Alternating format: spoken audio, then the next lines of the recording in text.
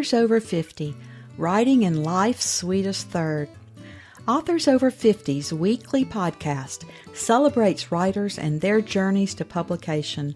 Writing after 50 is a whole story on its own, so let's skip to life's sweetest third and talk with authors about their journey from pen to publish.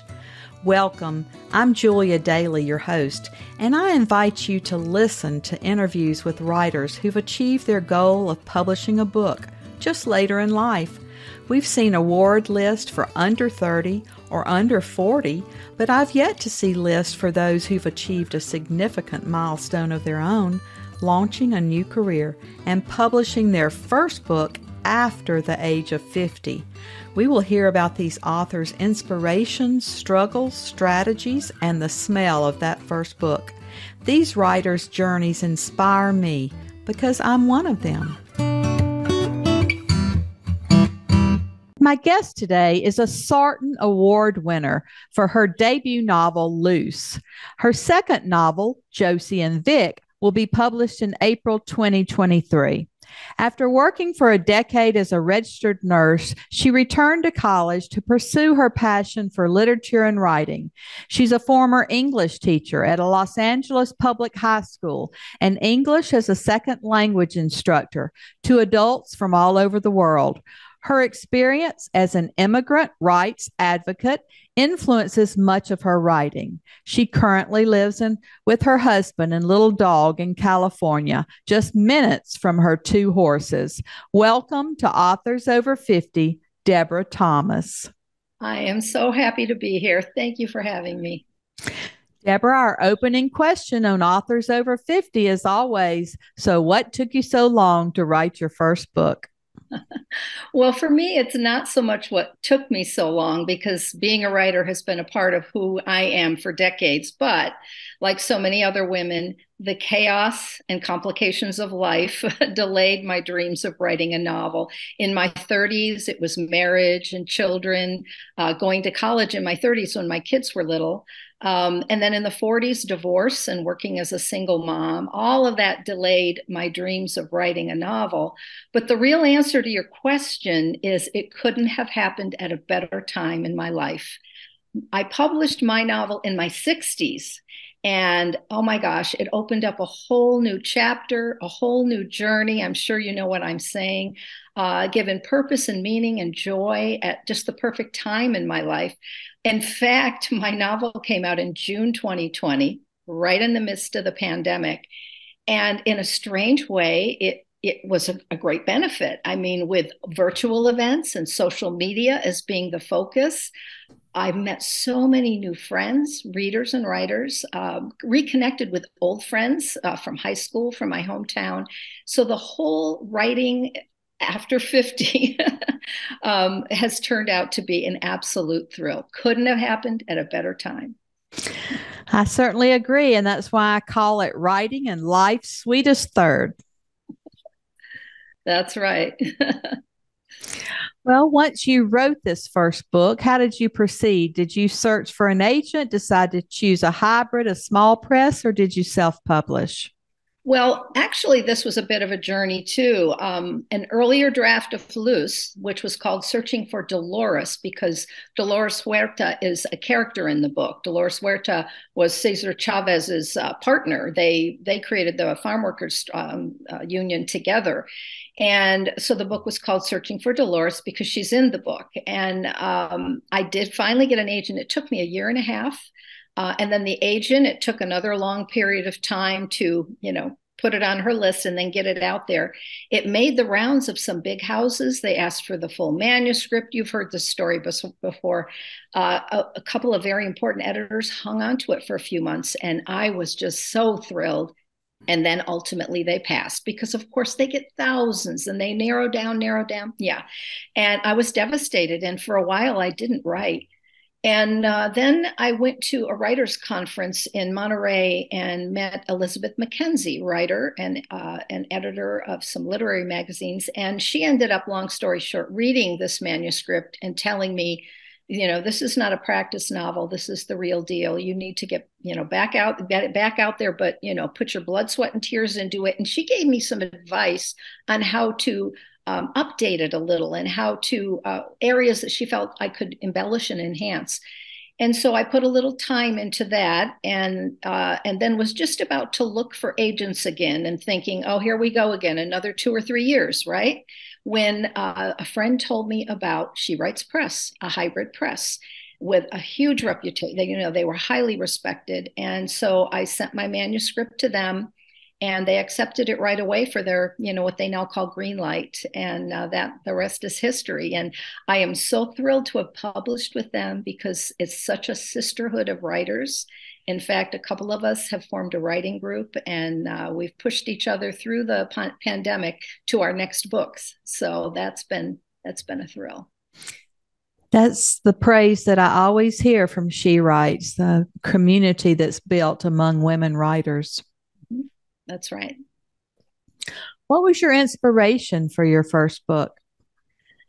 Well, that's quite a bit of a story. I'll try to keep it short. But back in the mid to late 90s, I was teaching English as a second language to adults, and many of them were Spanish speaking.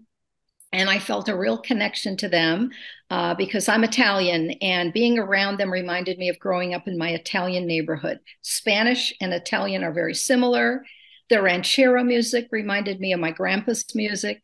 The Catholic religion, the central role of the woman, mother in the family, the Blessed Virgin, even food, so much about it. So I felt a real connection to my students. At that time, I was going through divorce, and my family was back on the East Coast, and I'm on the West Coast.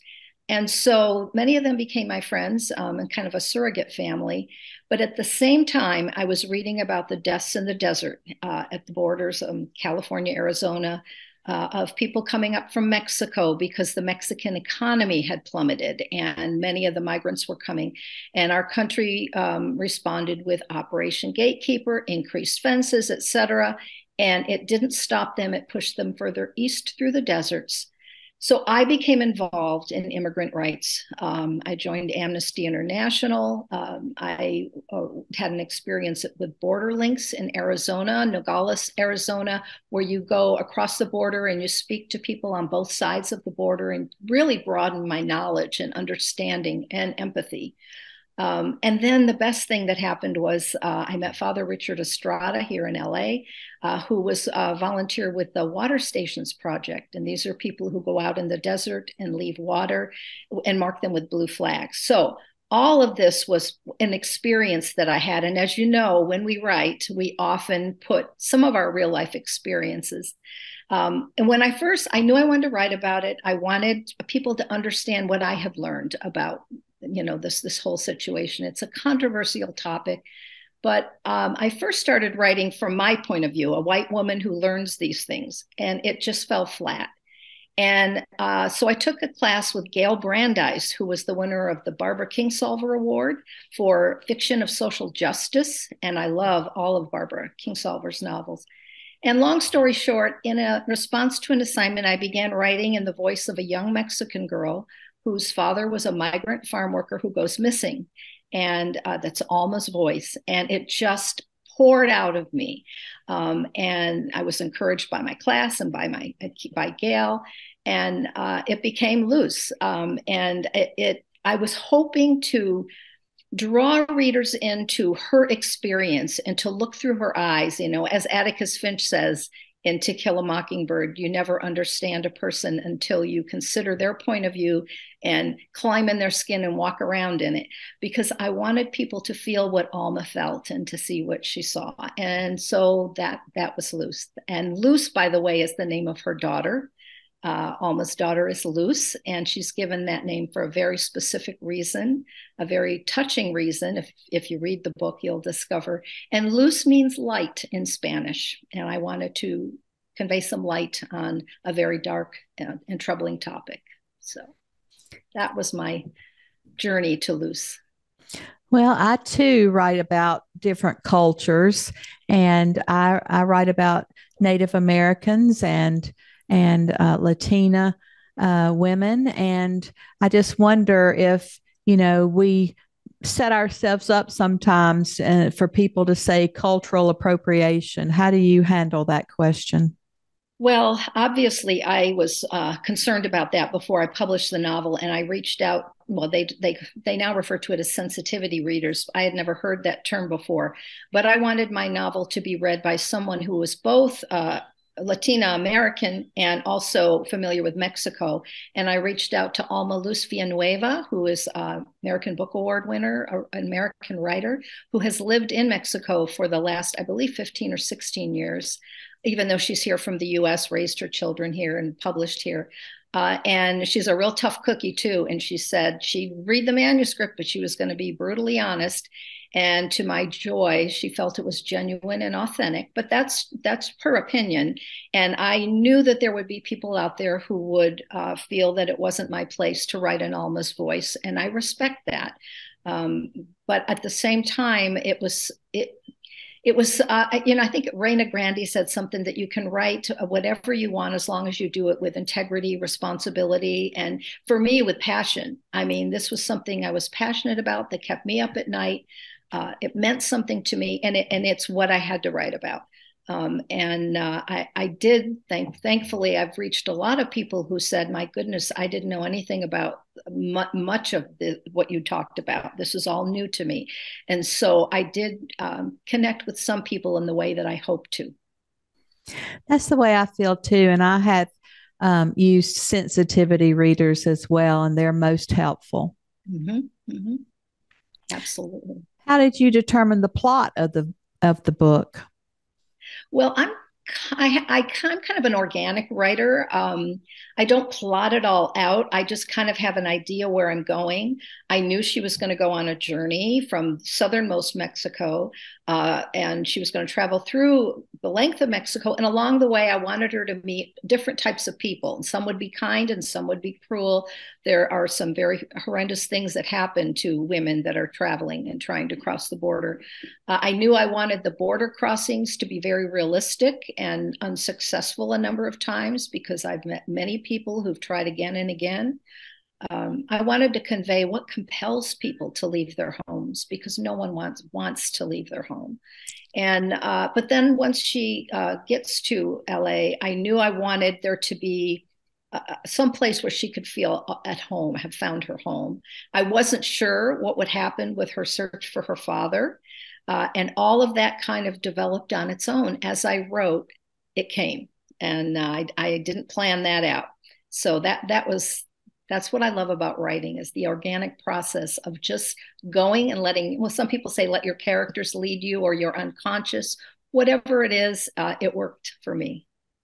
Those characters really do start taking over our bodies and start speaking to us. I do believe that. Absolutely. What about your writing routine? Are you a morning person or a night person? Do you write every day? That has actually changed over the years. I used to think I had to have absolute silence and solitude. And for example, when I first started writing, I was still working, but I had long periods of time off. I worked at a year-round school, high school. So we would work for 4 months and be off for two, work for four, off for two. So I'd wait for my husband to go to work, and I would sit down, and, early in the morning, I'd write all day long. And if anybody was around, I just, oh, no, no, no, it has to be quiet and solitude. That's changed. My husband is retired. I'm retired. And people knock at the door, the dog barks, there needs to go out. And so I've completely changed my routine, and I can pretty much write anywhere, anytime.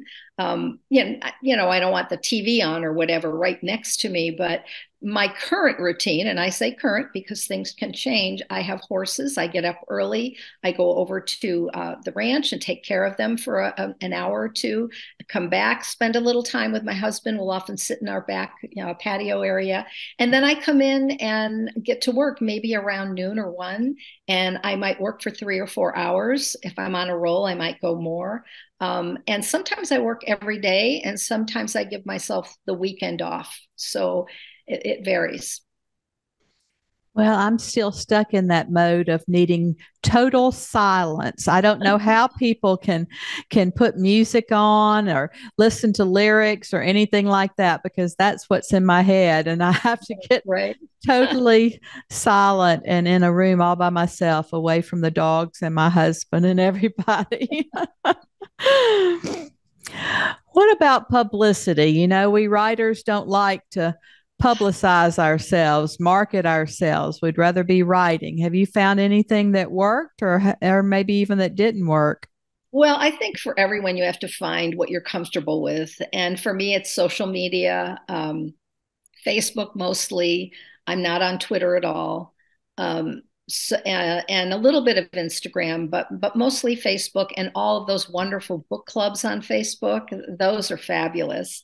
Um, I did have a publicist for the launch of Loose, and with my new book, I just didn't have the money to put into a huge, uh, expense. And so I found a wonderful publicist, Blue Cottage Agency, who will do a la carte things, a few small things helping to launch.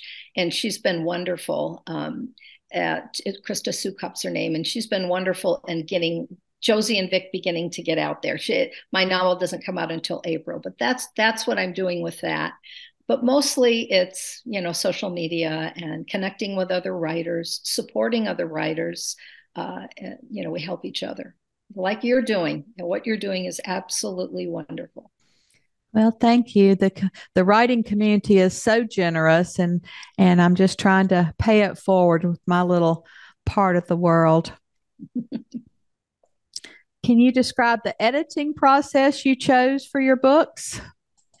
Well, I'm one of those writers that when I write a chapter, I go back and I go through it again, and then I move forward. Now, since I joined the writing critique group during the pandemic, I have found that very helpful, giving them maybe a couple of chapters that I'm not certain about and taking their advice and going back and making some changes. So, but pretty much as I go along, I go back and then I go along and then I go back and tighten it up. If I discover new things when I get to the end, I might go back and plug in things, maybe more foreshadowing or more description if I've learned more, that sort of thing. Well, I know you lived a lot of the immigrant workers' life and experiences with them. Did you have to do a lot of research? And if so, did you do all of that up front or did you do it as you went along? Well, I guess because it all came first, really. It's not like I said, "Oh, I want to write about this. I'm going to go research it." I mean, I was immersed in it for many, many years, and so at that time I had read voraciously anything I could get my hands on to better understand. And so when I sat down to write the book, maybe I had to go back to refresh my memory about some statistics, for example, because in Loose, I have math word problems, because Alma loves math and she wants to be a math teacher. And she's given a little journal on her journey. And she sits down thinking she's going to write a diary. But instead, she finds herself writing a math word problem. And they have something to do with that, whatever happened in that chapter.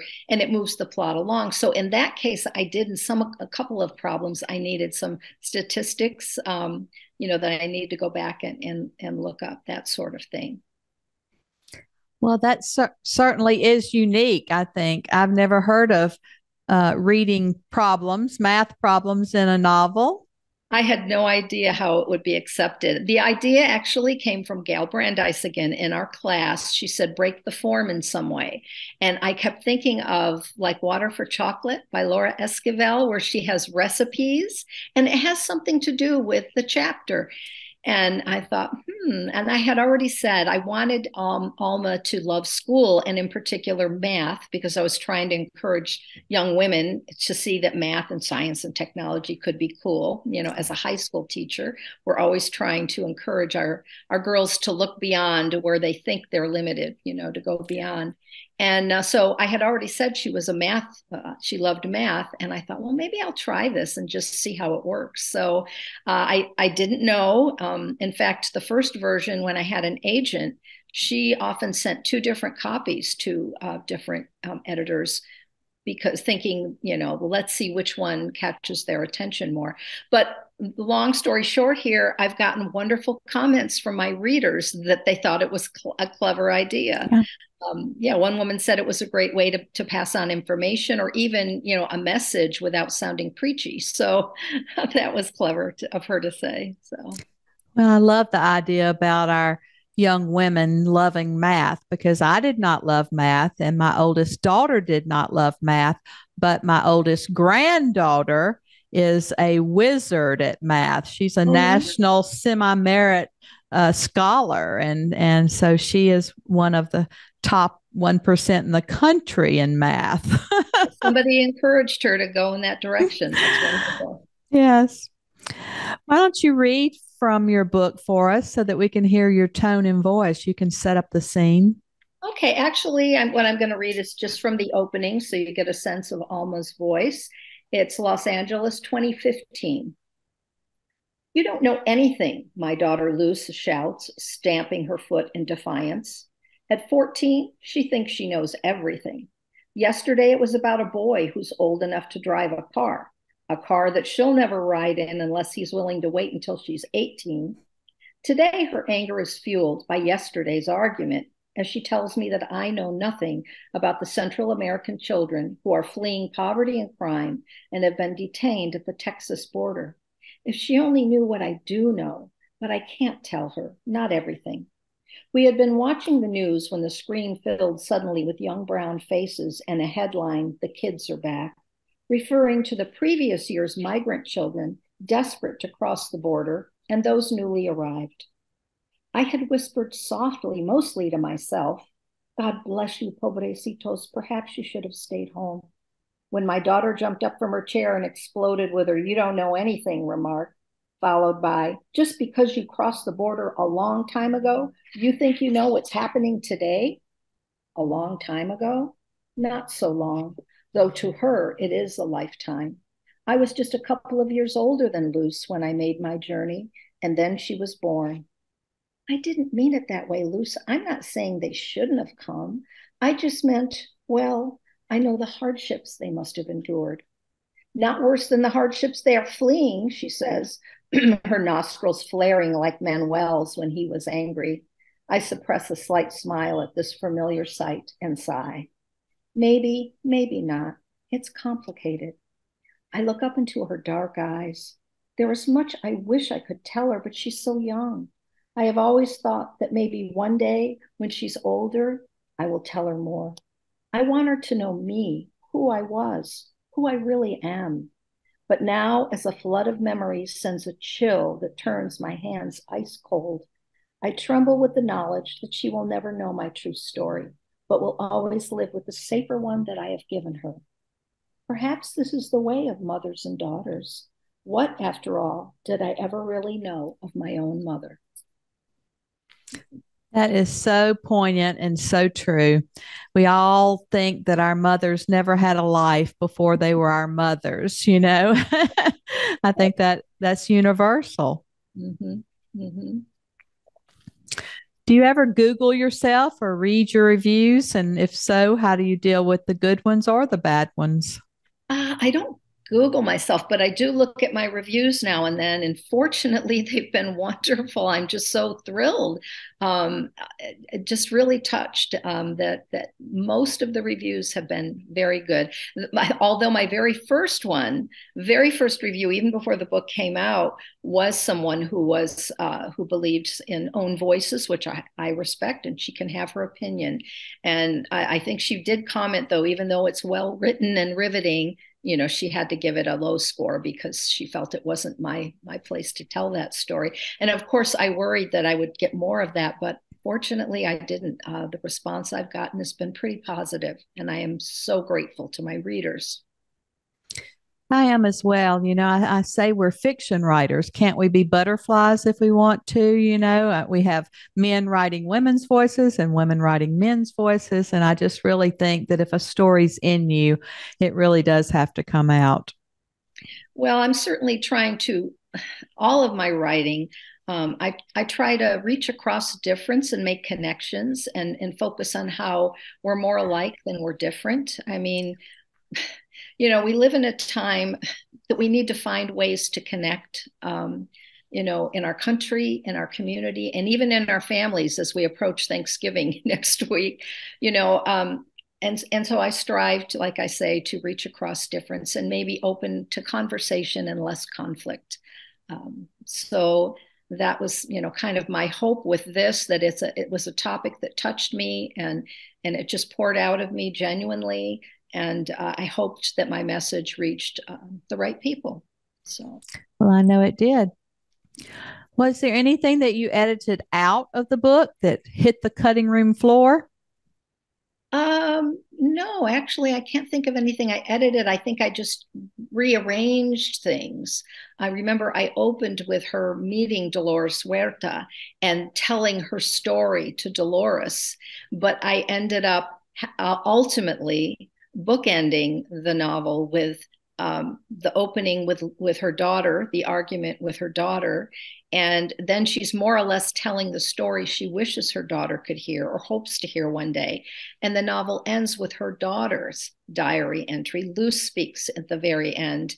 And so you see Luce's feelings, her very complex feelings for her mother. So I bookended it in that way. So that was a major change, but I don't remember, cutting anything out completely.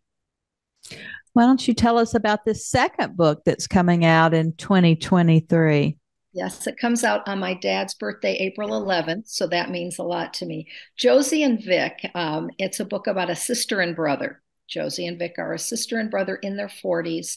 And Vic experiences a very great tragedy right at the beginning of the story. He lives in Los Angeles, and Josie, who lives in upstate New York, just drops everything, leaves her 3 beloved horses with her equine veterinarian, and she goes out to Los Angeles to help Vic through this tragedy. She has a daughter, Ellie, who's a singer-songwriter, a musician, who has traveled the country in a band tour and settled in Seattle. And there's tension between Josie and her daughter, who's a bit rebellious. And Josie and Vic themselves have a very special bond because when they were younger, their father abandoned them and their mother had to work extra hours. And so Vic, who is older, was like a second parent. So they have a very, very special bond. In the novel, there will be a point when this estranged father comes into the picture. Ellie comes into the picture. There's, a lot of differences, but basically this fragmented family is given an opportunity to reconnect despite their differences. And that is my underlying message again, to try to bring connection despite differences.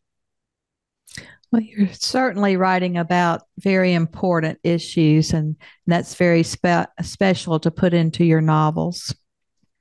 Well, that's what I love about fiction. I love fiction writing because it draws the reader in to experience another person's life, to see a new perspective, and hopefully deepen their humanity. That's why I love Barbara Kingsolver. She was my favorite writer of all time. Every book she's written, she has done just that. And I've tried in my own small way to do that as well. Well, Deborah, as always, our last interview question is: our writers over 50 are a unique set. Do you have advice for writers 50 and above? Well, you heard what I said at the beginning. It couldn't happen at a better time. And I say that now for a couple of reasons, because this is a great time to be a writer. There are so many places to have your work seen. I mean, the internet is got all sorts of places, whether it's short stories and poetry. As far as publishing a novel, there are self-publishing is now respected, hybrid presses, small indie presses. So if you can't work your way into those, big traditional ones, there's plenty of other places. And with all of the life experience you've lived, you have something to say. Don't be afraid to say it. May I say that the award I won, the Sarton Award, May Sarton, she was the champion of saying that, don't hold back, write what you've lived, and don't be afraid of what others are going to think. So she inspired me to continue writing loose. And I was thrilled when I won her award for that very reason. So don't hold back. And it's a great time to write. Best time it could happen. Well, that's certainly a significant award, and you have followed in her footsteps very well. So we are excited to say that you're now one of our authors over 50. I'm so pleased to be a part of it. Thank you so much. Thank you for joining us today. Please look for Authors Over 50 every Thursday when we will have conversations with accomplished debut novelists over the age of 50. Please subscribe and share with a friend. And check out my own publication journey after 50 at www.juliadaily, that's D-A-I-L-Y, like dailynewspaper.com. Until next time, keep reading and writing. And remember, it's never too late to fulfill a dream in life's sweetest third.